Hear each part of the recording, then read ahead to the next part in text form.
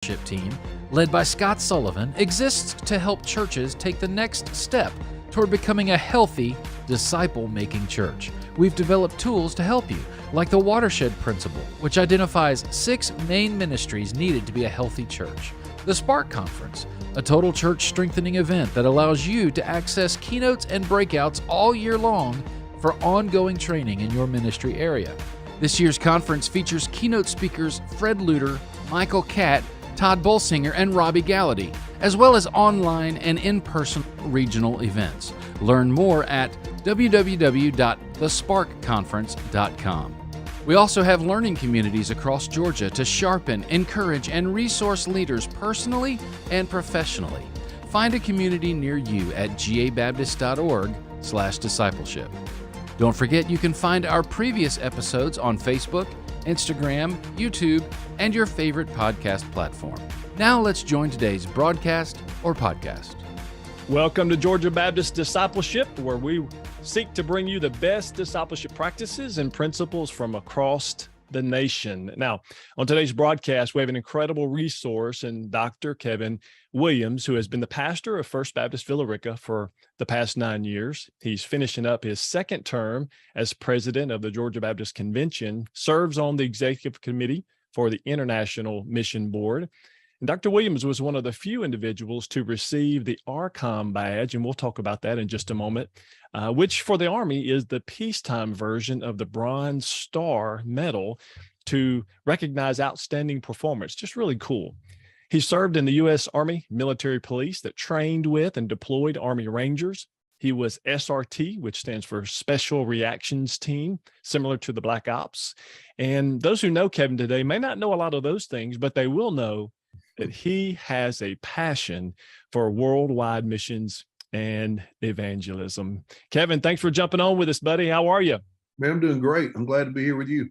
Awesome. Now, listen, we always like to do a little fun fact here. And, sometimes we have to make fun facts up, or I've got to elaborate a little bit to make them interesting.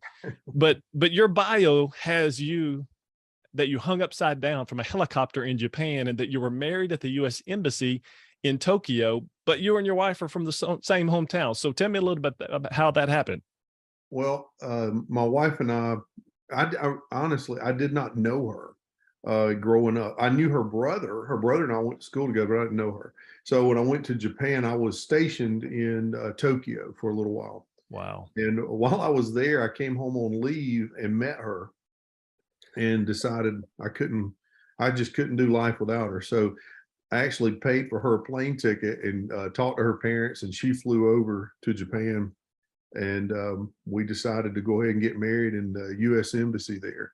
All right. So hanging upside down, is that how you got married? Were y'all both hanging upside down? That's that a different experience? Went right there. That's what it took. Got to hang upside down. So, part of the SRT special reaction stuff, one time we were deployed down to Tokyo, and I was what they call the point man, which means you go first. That's what that means. That's right. You get shot at first. That's right. So we had deployed down for there was something going on in Tokyo, and we had to get down there quick. And we came in on a helicopter. The problem is the helicopter was too big to land, so they threw a rope out and said "point man" in the door. I was like, "Hello." Wow. So anyway, it was probably, to me, I've told this story before, but it was probably the scariest yet the coolest moment, in my life, where as far as like something that was just off the chain. I jumped, had to come out, because you feel like that blade is going to hit you. I mean, you couldn't even jump to get to it, but it's right above you. So I had to rappel out. And when I did, I had so much gear, it just kind of flipped me. And so I was upside down, and then as I was hanging there upside down, I gathered myself, so I was upside down under a Black Hawk helicopter. And I thought, now how many people can say they were upside down under a Black Hawk helicopter in Tokyo, Japan? Which, be honest with you, serving in the special reactions team and all the upside down and being shot at, that's pretty good preparation for local church pastoring, right? Well, I often say that the military prepared me for the Baptist church. So I'm wrong. That is gold. Yeah. Awesome. Well, listen, I want to say a little word to our listeners right now, because these guys have downloaded and engaged with our content over 150,000 times this past year. And we're just humbled that you guys would trust us to engage that consistently. And I want to remind you that our discipleship team has a collection of resources that we want to give away. So make sure that you leave a comment and you'll get entered into that drawing. And if you share today's link, I don't know, but you just may get invited to Dr. Williams' next mission trip to the remote jungles of Hawaii, right? Yeah, it's tough I life. mean, somebody's got to give the gospel to those in Hawaii as well, brother. Might as well. I mean, come on. Hey, well, let's jump in here. Kevin, I don't know any pastor with a bigger passion for missions than you. I thought a great place for us to start would be to just talk about this. How do we connect the local church missions efforts to the command to make disciples and not just converts? Can you jump in here? Yeah, absolutely. That's kind of, obviously as a pastor, there's a couple things right out the gate. Everybody wants to preach. Everybody wants to preach, but preach well. The second thing is evangelism, which, I do believe is lacking in many ways today, but evangelism. And then you tie in discipleship. To me, and Scott, I think I've told you this before, but to me, I think the greatest form of discipleship is grabbing somebody by the hand that's come to know Christ and take them on a journey. Show them how this is done. And like Paul did with Timothy, or, just grab them and take them. And so let me show you how to do this. So I'm a big believer. And now look, I don't feel like I've cornered the market on anything here. I just think that God gave us a plan, and I've just been going and doing. And so let me just say this, how it intertwines. When we went and started this church in Guatemala, I saw the receptivity. I mean, like, they have just given us the schools, and not a school. I'm talking schools. We have 7 that it's over 1,000 students that they just give us access to. So the city, the mayor gave us the key to the city where we're working. We built this church. I mean, man, it's awesome. But here's the deal. I got so excited about what God was doing, and I came back and had, I got really good pastor friends, and I said, hey, man, go with me. Let me show you what's going on. So I took him the first time. I just grabbed these 5 guys and we went to Guatemala, and I showed them what we were doing, and they all ended up starting their own work in different cities.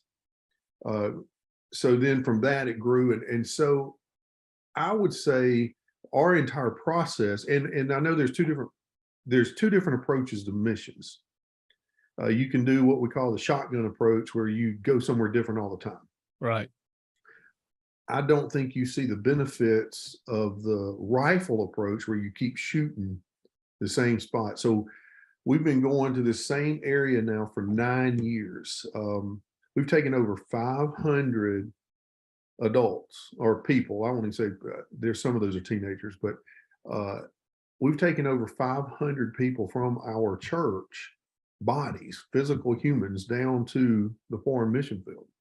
Now, it is priceless in discipleship. Yeah. Because every single thing that God gifts people with is deployed. Yeah. From teaching in classes. We're teaching teachers. This year we did a new thing where our teachers that were from the United States were teaching their teachers. And, everything's gospel centered. Now, we may be teaching them practical life things, but everything gospel centered. So you got people that are using their gifts, and they like to build with their hands. So we have building, we have VBS teams that are in the classrooms teaching crafts, everything, sports. I mean, we're doing it all. We have everything you can think, doctors, nurses on the field deployed that go with us. And it's tremendous. And what it actually does in discipleship, it allows everybody to use their gifts and their abilities that God's given them.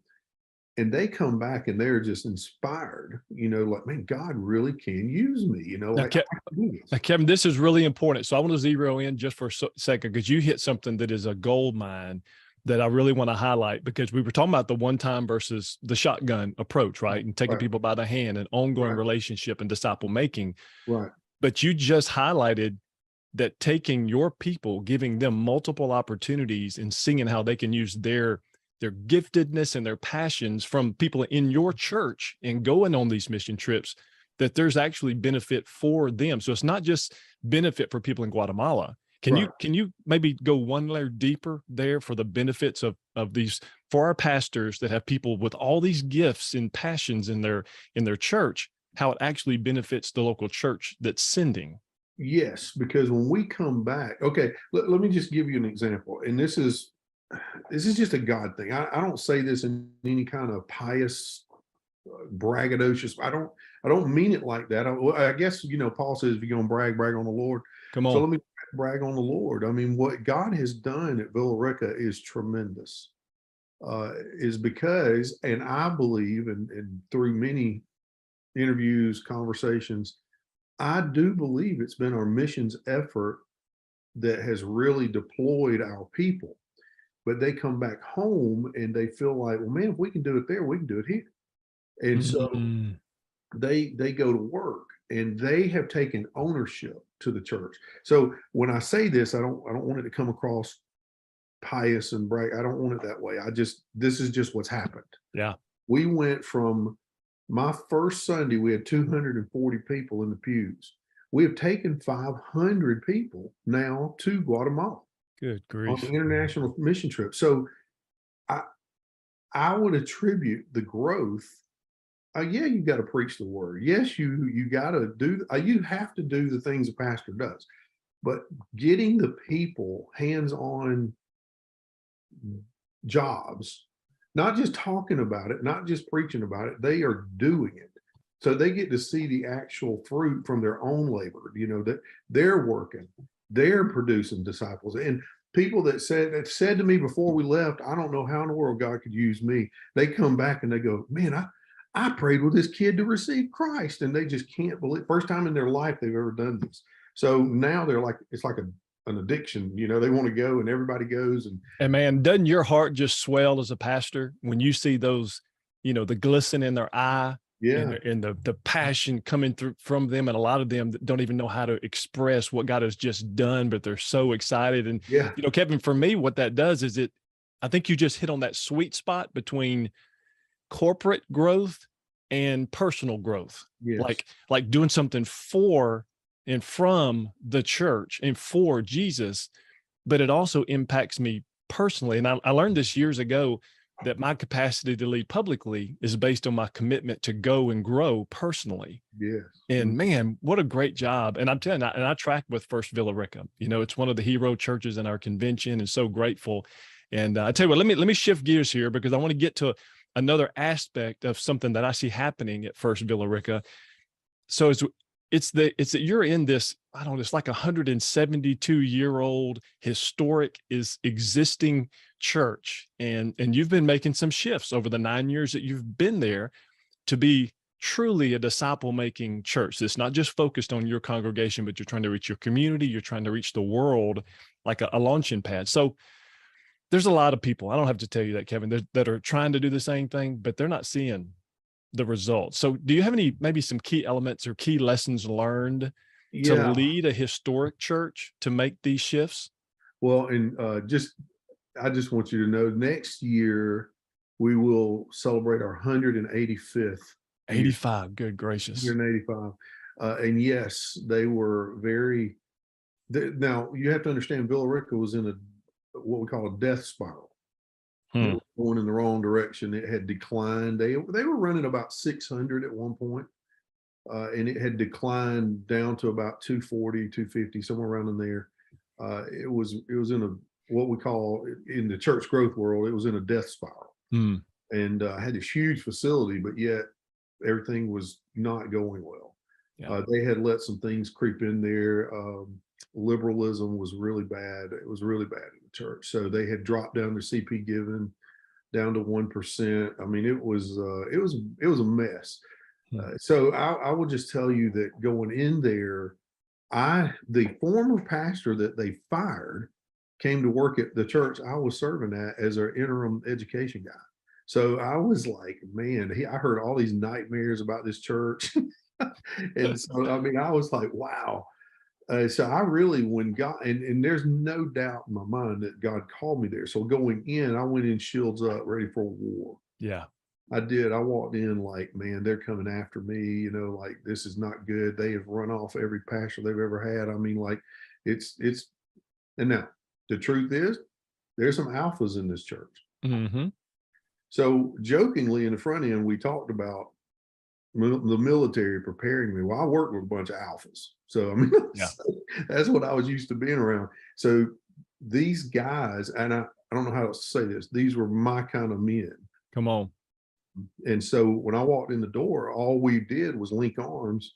And I said, hey, and I literally said this. Now you may laugh at me, but I literally said this. I said, hey, y'all been doing it this way for about 175 years. Why don't we try doing it this way? And they were like, well, show us. Oh, wow. And I did. And all I did, this is the truth. All I did was take the Bible, and every meeting we would have, if it was the deacons meeting, you got to remember when I came there, they had 29 committees. It was deacon, how is it, committee run, deacon led. Yeah. That's what it was. And so I just went in and said, hey, why can't, let's just do what the Bible says.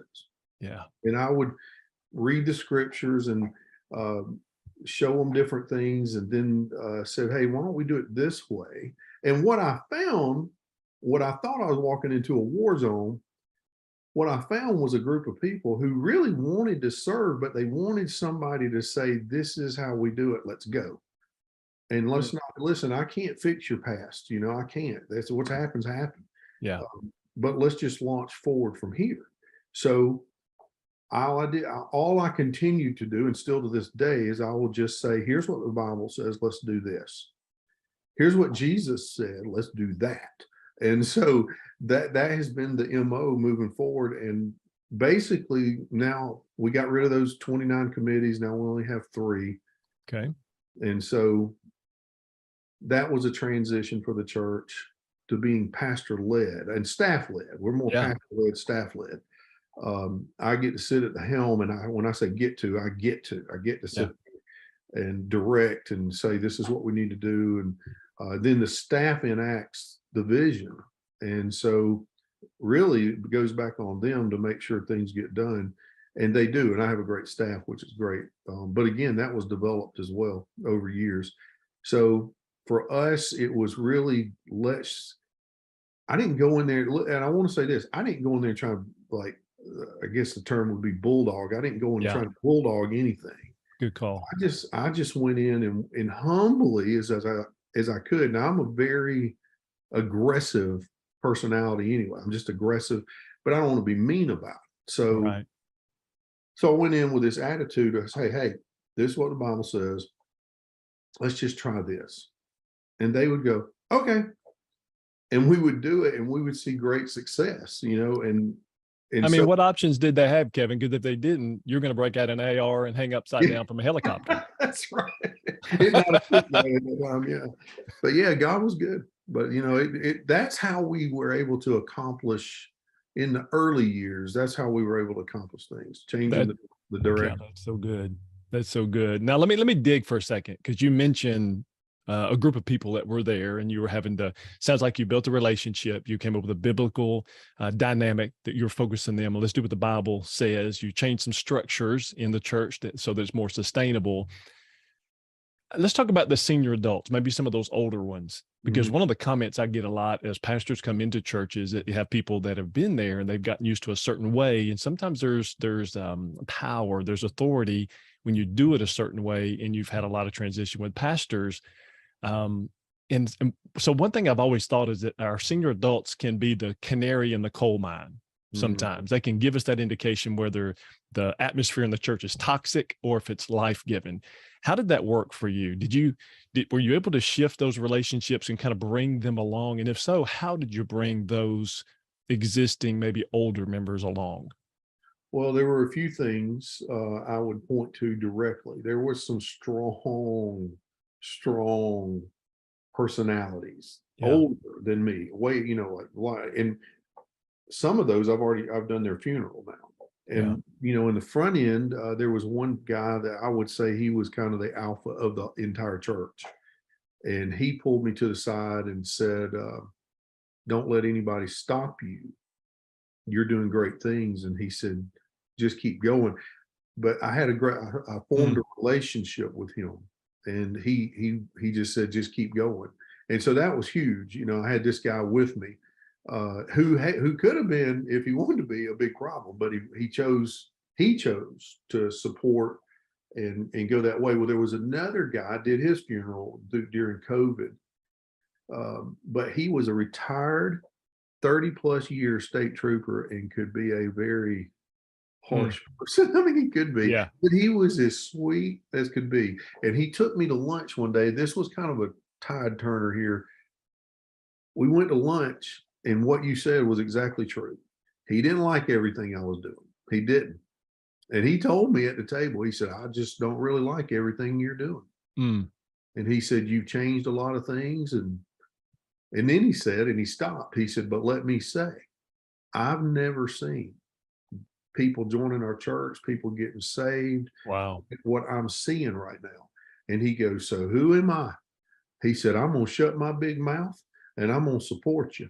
Even if I don't like it. He said, and what the things he didn't like were, we weren't using the hymn book anymore. We were using words on the screen. Right. We didn't sing the doxology anymore every Sunday. We do that. There's just things that he had got used to. Like you said, he was used to certain things. So I tried to point out, I said, now, all those things are good. Nothing's wrong with any of that. I just said, but what's wrong with what we're doing? And he said, nothing. He said, nothing. He said, I've evaluated myself. He said, I just don't see anything wrong. And I said, well, there's nothing's wrong, just different. And then I went back to the old saying, Scott, I know you know it well, is the methods change, the gospel stays the same. Come And on. I said, the way you guys did it, or even before your time, I said, things changed from the 1900s to the 1950s. Yeah. From the 1950s to the 1970s, it changed. From 1970 to 90, it changed again. Yeah. I said, then we got into worship wars, Yeah. for the 90s. And then now, the pendulum's going back and forth. I said, but it doesn't matter. I said, really? And I said, really, realistically, are we preaching the word from the Bible?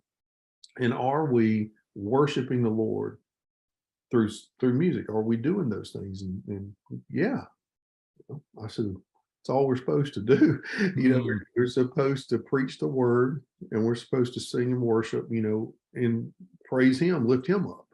And he goes, I ain't got a problem with any of that. And I said, well, and he goes, well, from this point forward, I'm going to start shutting some people down. And he did. And he came alongside, but now that was through an intense meeting. But Yeah. but I mean, I will say, and then the other element, I will say this I think is the most important thing with seniors. Just love them. Oh Just my goodness. go Preach. see them, go hang out with them, go where they are, hug their neck, tell them you love them.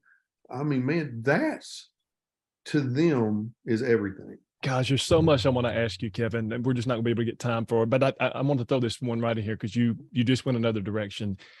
How do you balance the need to honor and minister to the more mature, older members and still do what it takes to reach the younger generations?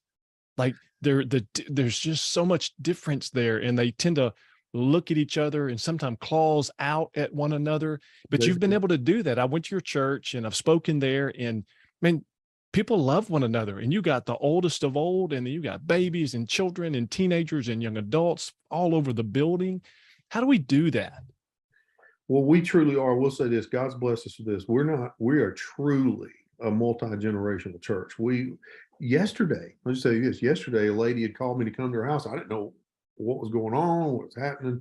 She'd been visiting our church. So I went to her house, and 79 years old, and she's getting baptized now. She gave her life to Christ.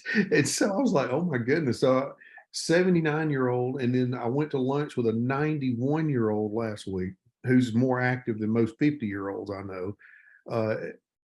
And so I just spend time loving on them. Now, what do I think is the secret to, we also have a united in our church is you know how, okay, so this is a principle I tried to go with. We have a legacy adult ministry. Okay. And that ministers to who? The seniors, of course. So that's who and every church has a senior adult ministry. If they don't, there's probably a problem. Yeah. But so we have a senior adult ministry. We have a preschool. We have a children's. We have middle school, high school, and we do college. But then there's this gap. There's this gap between the 22-year-old to the 40-year-old. So we started a new ministry last year called United. And United is targeting 30s and 20s and 30s. We target 20s and 30s. We designed a service for them that is on Sunday. It's once a month on Sundays, just like Legacy Adults has a once a month luncheon. And there'll be 150 at the Legacy Luncheon. And then there's 150 30s and 40-year-olds that are coming together. And now here's the tie. When I preach, I talk to our senior adults and I say, isn't it great that we are reaching this younger generation? And they will break out in applause because that matters to them. Because that's our kids and grandkids. Yes. And they just cheer. And then I'll say, isn't it great that we're reaching our students, we're reaching our children? And they cheer for that. And then I'll say, now, you young adults that are in the room, you United adults, I said, isn't it great that we have a set of senior adults in this church who love and pour their finances into you? And they'll cheer, so I make them see when I preach, I make them see it. I don't let that lie. I'm going to bring it up while I'm preaching some way, somehow, time to time. I don't do it all the time. Time to time, I'm going to bring that up and say, like this Sunday, we're having a family day, church-wide family day, where we're doing fireworks at the end of the thing. And we've got food trucks. The varsity's going to be there, Scott. So come on, we got the Pelican snow cones. I mean, we got all kinds of stuff. Barbecue trucks, pizza trucks. So it's going to be awesome, but there'll be something for children all the way through senior adults going on for the family day. But I'm preaching on tables. Come to the table. And great things happen at the table. So when you think about that, what happens at the table? Well, first of all, there has to be an invitation to be part of the family. So everybody's got a seat at the table, and I'm going to have tables set up on the platform. People are going to come sit, and I'm bringing the general. And so you got King David and his family sitting at the table. Yeah. And then, but there's a seat left open for who?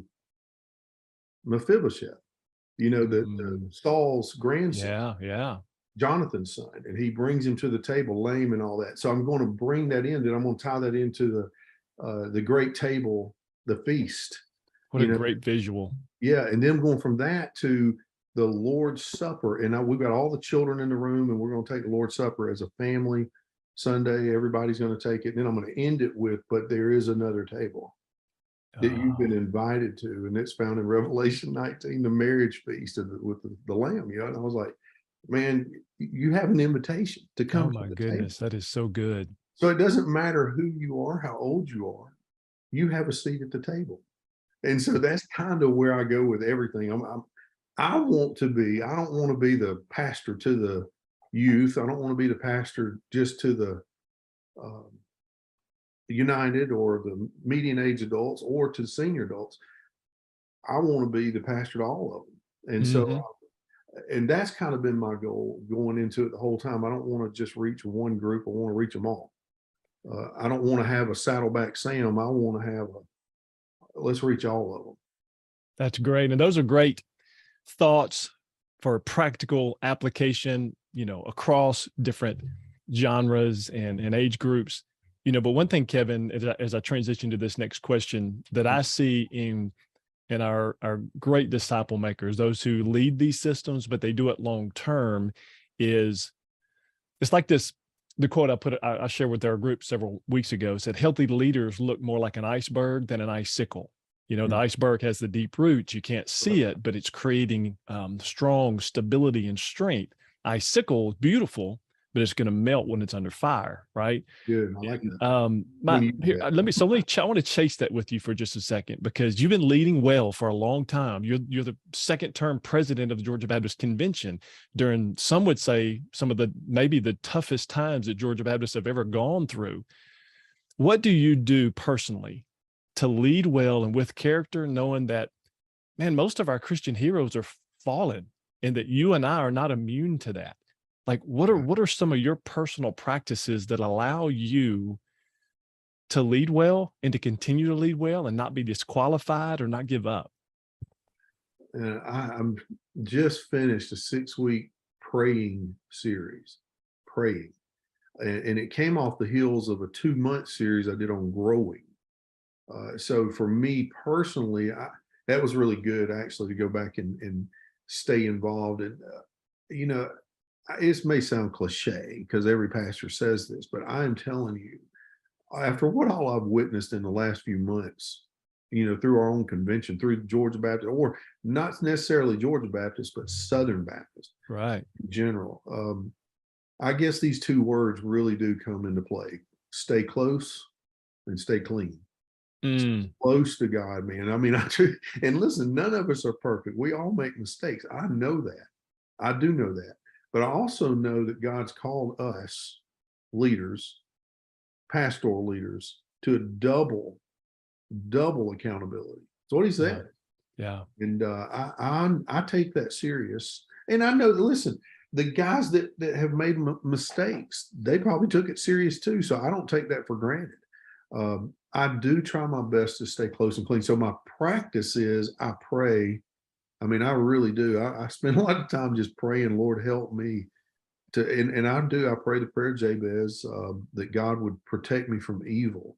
And you find that in the Lord's Prayer. I found it in John 17 in the high priestly prayer. He says, protect them from evil and from the evil one, because he's out there lurking, man. And I'm telling you, personally, in the last month, probably the hardest month I've ever been through personally in the ministry or in my life. I mean, it was just I've been under attack, and it's not human. I can tell you it's not human attack. Yeah. We're reaching people and things are happening. Good things are happening. And as I told the church, and I said this to a group of pastors the other day when I spoke to them, if Satan's not bothering you, then you're probably not bothering him. And so I think I've been in the battle. I mean, I've just been in a war zone. Yeah. But it's not flesh and bone I'm fighting. I'm fighting against the principalities there. I know I am. Yeah. And he wants to destroy my family.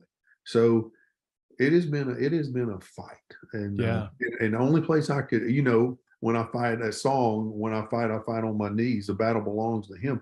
Yeah. That is exactly, and I know that may sound so cliche, but it is just the truth. That is the only battle ground that I can find where I'm not going to win unless he takes it on. So that's I stay in the Word, I read. Of course, we have to. Yeah. We have to read, we have to study, and that helps. But as I tell my church all the time, and if you're not applying these truths to your life, then it's really not changing you. You're just hearing good principles. You're hearing them, but that doesn't change you. Yeah. It changes in the application. So I have been applying those things to my life, and man, it's a game changer. It helps you stay close and stay clean. That is so helpful, even personally for me to hear, Kevin. Thanks for sharing that. And you mentioned tough days, and the current climate we're in. Man, there are a lot of tough days, and a lot of them, there's not those tangible rewards that we love to see. Most of our churches are not seeing those growing numbers. They're not having that pat on the back. And it's like I shared on our platform this week, some days you're the dog, some days you're the fire hydrant, but keep it all in perspective, But I'd love to hear from you. Just share some thoughts on navigating the rough days when people push back to you, when you're trying to help them take steps forward, and you know that there are things that you can do that's going to help the church corporately and personally, but people push back there. Are there any thoughts that you would share for our pastors who may be discouraged and experiencing some of that right now? Yes. I have learned when they push back on me, and they have over the years, I mean, that's happened. I go spend time with them, the people that are pushing back, and because it's generally something there. There's something there that is causing that. Yeah. And so for me personally, I'm kind of I try to be very loving, but I'm an aggressive person, and I want to get things done, and I want to move at a rapid pace. And so I will go meet with people that for whatever reason have become sideways about something, just to say, hey, what's going on here? What can we work through? Is there a problem? Is there something I don't see? And sometimes, and there's one guy who I love to pieces, but I could tell he was against something I was trying to get done. And so I went and met with him and said, hey man, what's going on here? And he told me, he said, well, I see some pitfalls, and I just don't think that's a good move. And as we worked through it, I said, well, tell me what the pitfalls are. I said, I don't want to fall in the hole. I said, so what's the pitfall? Well, he started sharing his things, and you know what? He was right.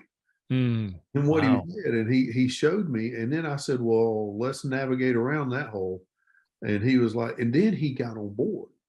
Wow. Instead of being the problem, he became my advocate. But he was right. I wasn't.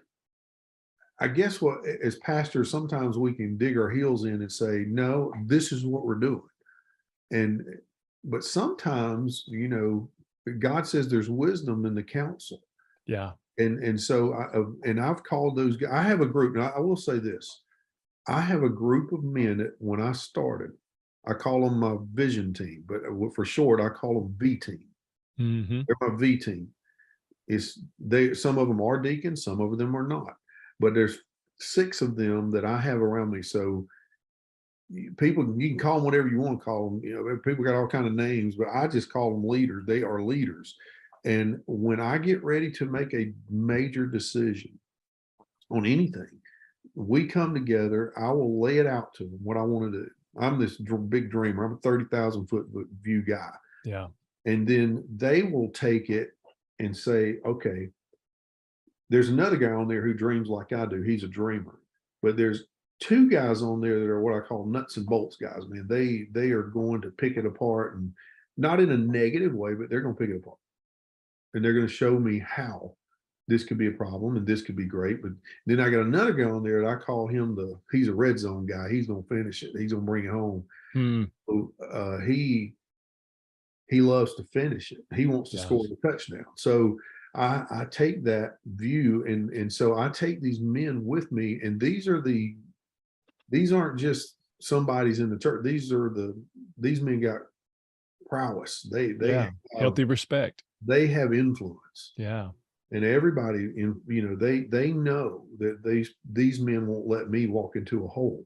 And so I pull them around me, and we meet and go over stuff. And then I'll say, this is what I want to do. And then that's how we built a $6 million building. Yeah. Through that, the things that we've done, and there's been times they've said, no, I don't know about that one. And I'll say, no, I'm convicted. This is what we need to do. And they'll go with me. Mm-hmm. And then they'll say, well, I don't have to agree. I'll help you get there. Yeah. And so anyway, we've done that, and it worked out great. And they came back at the end and told me, man, that was great. I'm glad we did it. Yeah. And, so it's gone both ways, but there's been times where I've had to back off, and, but they've shown me. And so I try to listen to them, and I try not to be bullheaded and, the bull in the china shop here and tear everything up. So we're still human. Yeah. And we make mistakes. So I think you have to be wise as a pastor and put people around you that care about you, but yet also care about the kingdom and care about the church and seeing God propel everything forward. Yeah. So, yeah, I think that's very important. Yeah. There have been some kickbacks, but we took the organ out of the church, and the patriarch of the church, it'd been out for several months, Yeah. and one day he just sent out an email to all the senior adults Wow. about the organ being gone, but didn't ask me a question, so had to go deal with that. Yeah. But we worked through it, and everything's fine. Yeah. That's awesome. And you mentioned a couple of things. One was leading, one was giving. And that leads to the last thing that I want to throw to you, and we'll land the plane here. You're a vocal supporter of Cooperative program, and not everybody is. And there are a lot of people right now that are wondering about the priority of leading my church to give to the Cooperative program. Can I trust that? Is there credibility in what we're doing with CP? Why do you lead your church to give to the Cooperative programs, and maybe any benefits? Well, this year is our 200th anniversary.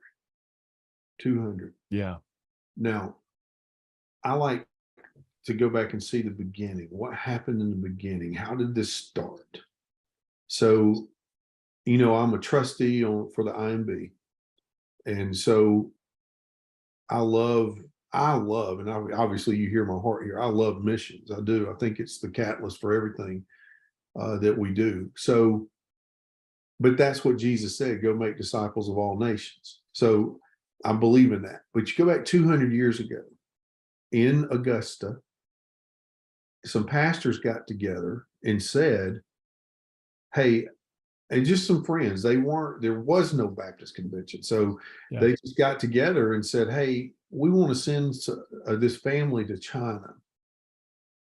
And we can't afford to do it by ourselves. But if we come together, all support this family, they could go to China.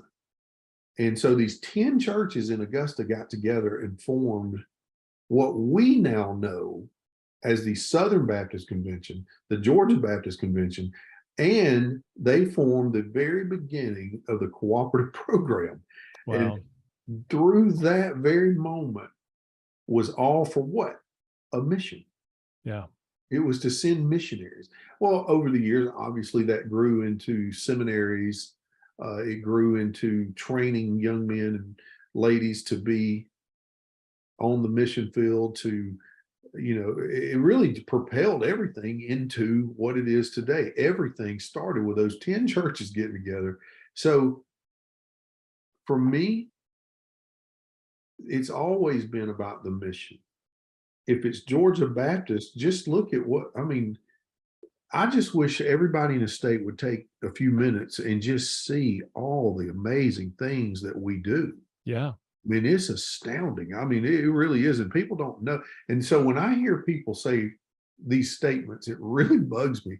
They'll say, when I go to these meetings, they're like, well, what are they doing up there in the ivory tower? What are they? I'm like, well, they are trying to get the funds out to the world, especially Georgia. If it's Georgia Baptist, we're trying to do our job here, but then that goes on to our seminaries. It goes on to our North American Mission Board, and it goes on to IMB.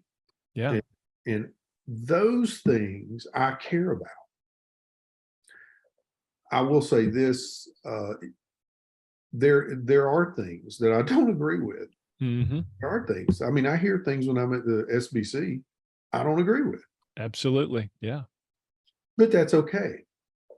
That doesn't, I guess that old saying, don't throw the baby out with the bathwater. Right. Just because somebody who's in California or somebody who's in Montana or Texas or wherever makes a statement that I don't agree with, doesn't mean I'm taking my ball and going home. That doesn't change the mission. The mission's still the same. We are the single largest mission agency in the world. Why would you want to hurt that? Why would you want to? And listen, I know I'm up there. I know what they do, and I'll be up there in next week. I'll be up there in Rica, and I'm telling you, man, they are getting after it. Yeah. In IMB, they are, and then Paul Chitler's doing a great job. And people, people hear things and they get misinformation. I've been told this week, Scott, that we are shutting down all support for BCMs. I was Wow. like, where did you hear that? Well, they got rid of a guy. I said, there's a big difference in getting rid of a guy versus we're shutting down all support for BCM. Yeah, absolutely. Gracious. But I hear that, you'll hear those things, but then that grows legs, and then that runs all over the place, and everybody's saying stuff that's not true. And so I find myself a lot of times just saying, no, that's not truth. Let me tell you the truth. And so I do believe 100% in the CP. Yeah. I do. Are there things I don't agree with? Yeah. There's some things I do not agree with, but that's okay. I'm sure there's things that I do that people at my church don't agree with. Yeah. They still support the church. They didn't quit church because they, now some may have, but you can't quit on God because you didn't like what somebody did or said. Yeah. And that's where I think we have to be careful. Don't forget the mission, what we're here for. We're here to reach the world with the gospel. That's it. That in the end game, that's what we're here to do. We're here to reach the world, make disciples. That's what we're here to do. And if we throw that out, then what's your plan? Yeah. That's great. And that's what we want to do. We want to finish the mission. Right. And as we close our thoughts here today, Doc, I'll leave our listeners with a thought. I had a conversation with my son this week. His name is Austin. He works in Houston, and he's a salesman for $1 billion company. And last month, he was the top producer in Houston and top 10 in the nation. Man, I was just so proud. We're talking about how good things were, but we also talked about how, hey, keep your guard up. Because if you're going to accomplish your task, the mission you've got there as a salesman, there are two principles that effective leaders do to maintain momentum. And I want to share that with you guys today. The first thing that Austin and I talked about was focus on solutions.